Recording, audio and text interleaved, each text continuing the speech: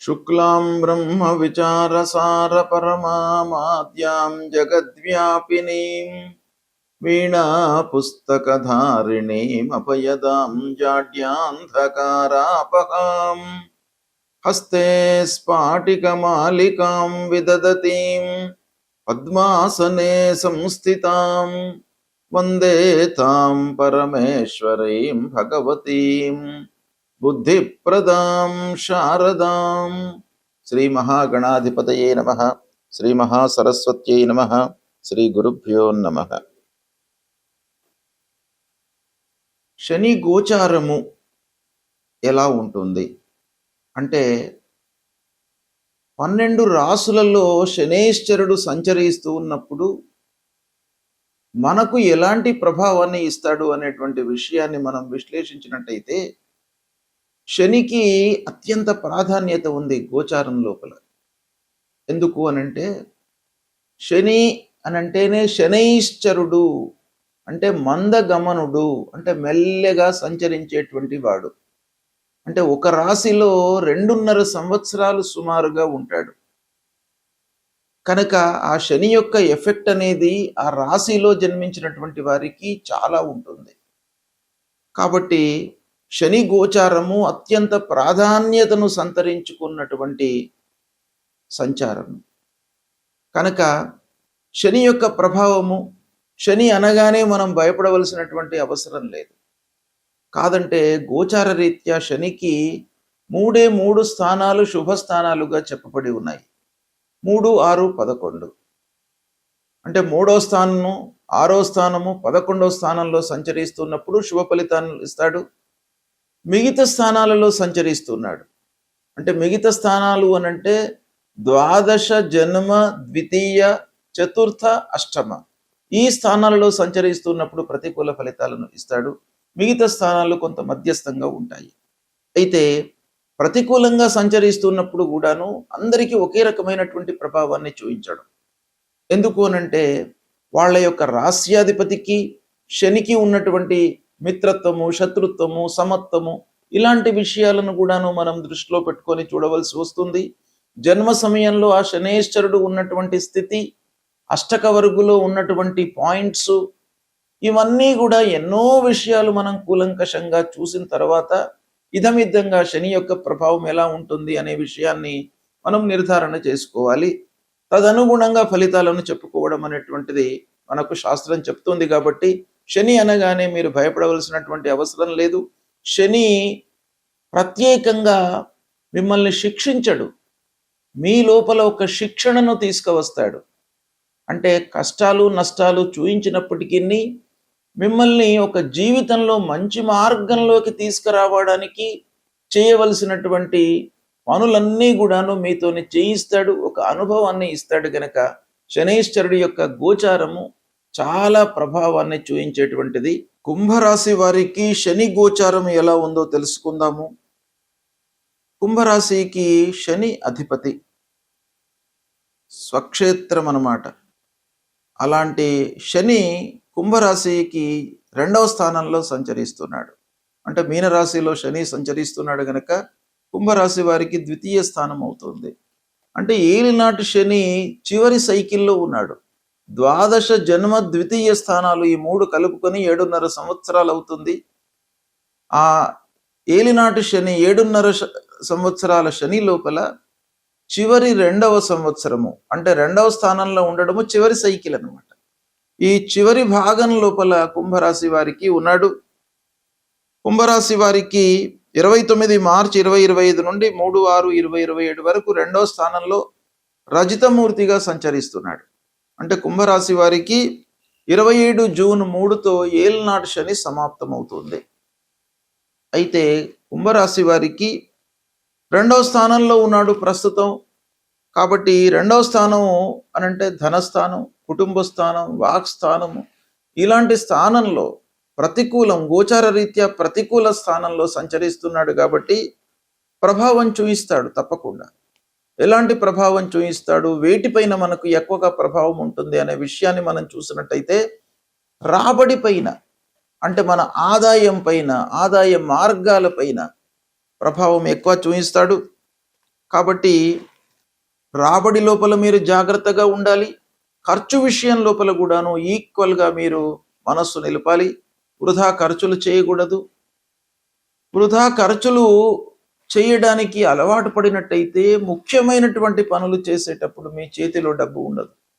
అప్పుడు మీరు ఇబ్బంది పడతారు గనక కొంత మీ వైపు నుంచి రెక్టిఫై చేసుకోవడానికి మీరు ప్రయత్నాలు చేస్తూ ఉండాలి. కుటుంబ సమస్యలు పెరిగే అవకాశము ఉంటుంది.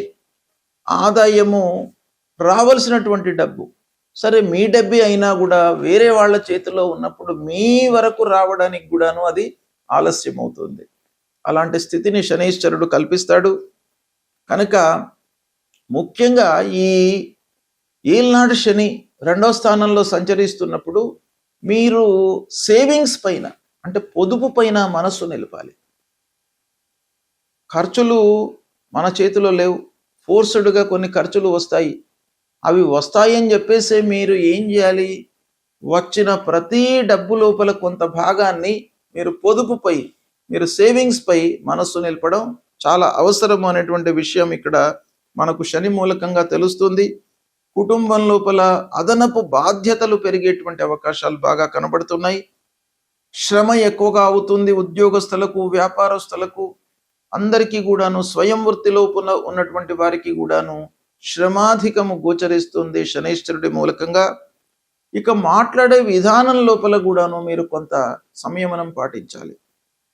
ఏదో మాట్లాడకుండా, బ్లైండ్గా మాట్లాడకుండా, ఎదుటి వాళ్లను హర్ట్ చేసేటట్టుగా మాట్లాడకుండా ఉండడం ఈ సమయం లోపల చాలా అవసరము. ఇది చాలా పరీక్షా సమయం అన్నమాట కుంభరాశి వారికి. కొన్ని పనులు ఆలస్యంగా అవుతాయి. సంబంధాల విషయం లోపల కొంత జాగ్రత్తలు తీసుకోండి. అన్నదమ్ములు, బంధువులు, స్నేహితులు, ఆత్మీయులతో కూడాను మీకు మనస్పర్ధలు రాకుండా జాగ్రత్తలు తీసుకోండి. ఓవరాల్గా స్వరాశి కాబట్టి అంటే కుంభరాశికి అధిపతి శని, అలాంటి శని 2వ స్థానంలో ఉన్నాడు కాబట్టి మీరు కొంత కష్టానికి తగినటువంటి ప్రతిఫలం అందే అవకాశాలు ఉన్నాయి. ఆర్థికంగా ఓవరాల్గా స్థిరత్వం గోచరిస్తుంది. ఓపిక అవసరము. కొన్ని అనుభవాలను నేర్చుకుంటారు. జీవితంలో చాలా విషయాలను మీరు ఈ ఏలాంటి శని సందర్భంలో నేర్చుకునే అవకాశాలు ఉన్నాయి. బాధ్యత పెరుగుతుంది. స్థిరమైనటువంటి జీవితాన్ని మీరు గడుపుతారు. ఓవరాల్గా శని ముఖ్యంగా వెళ్ళిపోయే సమయం లోపల అంటే 7.5 సంవత్సరాలు ముగింపు దశకు వస్తుంది కాబట్టి వెళ్ళిపోయే ముందు మీకు చాలా మంచి చేస్తాడు. చివరికి వెళుతూ వెళుతూ మీకు లాభాన్ని చేకూర్చి వెళ్తాడు. అంటే రావాల్సినటువంటి డబ్బు చేతికి అందడము, లేదా మీరు ఎన్నో రోజుల నుంచి 6.5-7 సంవత్సరాల నుంచి కష్టపడుతున్నటువంటి వాళ్లకు ఒక సంతోషకరమైనటువంటి పనులు చేస్తూ వెళ్ళిపోతాడు శని. కాబట్టి ఎండింగ్ అనేది చాలా మీకు సంతృప్తిగా ఉంటుంది. దాన్ని సద్వినియోగపరచుకోండి. శుభ ఫలితాలను, సంతృప్తిని పొందుతారు. శనైశ్చరుడు అంటే శని ప్రతికూలంగా ఉన్నప్పుడు మనం ఏం చేయాలి అనేటువంటి విషయం కూడాను చాలా ప్రాధాన్యాన్ని సంతరించుకున్నటువంటి విషయం. శని తప్పకుండా ఏదో రకంగా మనను కష్టపెడుతుంటాడు. ఆదాయము విషయంలో ఇబ్బంది పెడతాడు. అనేక రకమైనటువంటి ఫలితాలు మనకు చేతికి అందవలసినటువంటివి ఏదో రకంగా మిస్ అవుతూ ఉంటాయి. ఇలాంటి అనేక విషయాల లోపల మనకు శని యొక్క ప్రభావము ఉంటుంది. అంటే సాధారణంగా శని మనకు శాస్త్రం ప్రకారంగా గోచార రీత్యా 3 స్థానాల్లో సంచరిస్తున్నప్పుడు మంచి ఫలితాలను ఇస్తాడు. అంటే 3, 6, 11 స్థానాలు అవి శుభ స్థానాలు. అంటే శుభ ఫలితాలను సహజంగా ఇచ్చేటువంటి స్థానాలు 3. అంటే దాదాపు 12 స్థానాలలో 3 స్థానాలు అనంటే మనకు 25% మనకు మంచి ఫలితాలు శనీశ్వరుడు మూలకంగా సహజంగా అంటే స్థానరీత్యా గోచార రీత్యా ఇచ్చేటువంటి అవకాశాలు ఉన్నాయి. ఇక మిగతావి ద్వాదశ స్థానము, జన్మస్థానము, ద్వితీయ స్థానము, చతుర్థ స్థానము, అష్టమ స్థానము, ఈ 5 స్థానాలు చాలా మనను కష్టపెడతాడు, ఇబ్బంది పెట్టేటువంటి స్థానాలు. ఇక మిగతా స్థానాలు కొంత మధ్యస్థంగా ఉంటాయి.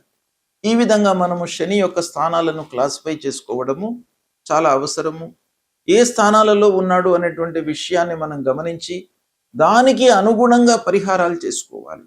అయితే శనైశ్చరుడికి మనం ఏం పరిహారాలు చేసుకోవాలి అనంటే ప్రథమంగా మన చేతిలో ఉన్నటువంటి విషయాలపైన మనం మనస్సు నిలపాలి. ఏం చేయాలి? ధైర్యము, సాహసము. ధైర్యే సాహసే లక్ష్మి. అంటే ధైర్యంతో మనం స్టెప్స్ తీసుకోవాలి, ఆలోచనను జోడించాలి. అంటే సాహసము, కేవలం సాహసం మనకు ఫలితాలను ఇవ్వదు. సాహసంతో పాటుగా కొంత మనకు బుద్ధి, విచక్షణ, ఆలోచనను కూడాను జోడించినట్టయితే సత్ఫలితాలను ఇస్తాడు. శని మూలకంగా కలిగేటువంటి దుష్ప్రభావము తగ్గుతుంది. అంతేకాకుండా శని బాగలేనప్పుడు మనము దైవానుగ్రహం కొరకై చేయవలసినటువంటి కార్యక్రమాలు కూడాను చాలా ఉన్నాయి. వాటిని కూడాను మనం దృష్టిలో పెట్టుకొని శనికి సంబంధించినటువంటి మూల మంత్రాన్ని ప్రతినిత్యం కూడాను మీరు చదువుకోండి. నీలాంజన సమాభాసం రవిపుత్రం యమాగ్రజం ఛాయా మార్తాండ సంభూతం తం నమామి శనీశ్వరం అనేటువంటి మూల మంత్రాన్ని ప్రతినిత్యం చదువుకోండి. ఆంజనేయ స్వామి దేవాలయానికి వెళ్ళండి, ఆంజనేయ స్వామి యొక్క అనుగ్రహాన్ని పొందండి. హనుమాన్ చాలీసా పారాయణం చెయ్యండి. నువ్వుల నూనె, ఇనుప ముక్క, నల్లటి వస్త్రము ఇవి దానంగా ఇవ్వండి. మీకు అనుకూలమైనట్టయితే ఒకరికి ఇద్దరికి శనివారం రోజున అన్నదానం చెయ్యండి. అంటే నీడీ పర్సన్స్ ఎవరైతే ఉన్నారో, ఆకలితో అలమటించేటువంటి వాళ్ళు, ఇబ్బంది పడుతున్నటువంటి వాళ్లకు డబ్బులు ఇవ్వకుండా మీరు అన్నం పెట్టించండి వాళ్లకు. తద్వారా మీకు ఆ శని యొక్క దుష్ప్రభావం తగ్గుతుంది. ఈ పరిహారాలను చేసుకోండి. శని మిమ్మల్ని ఏమీ చేయడు. మీరు శని గురించి బాధపడవలసినటువంటి అవసరం లేదు. శని మీ లోపల ఒక క్రమశిక్షణను తీసుకువస్తాడు, గుణపాఠాలను నేర్పిస్తాడు. కాబట్టి శని అనగానే మీరు భయపడకుండా ఫలితాలపై, ప్రభావంపై, మీ యొక్క ఎఫర్ట్స్ పై మీరు మనసు పెట్టండి. మీకు సత్ఫలితాలు కలుగుతాయి. శుభం.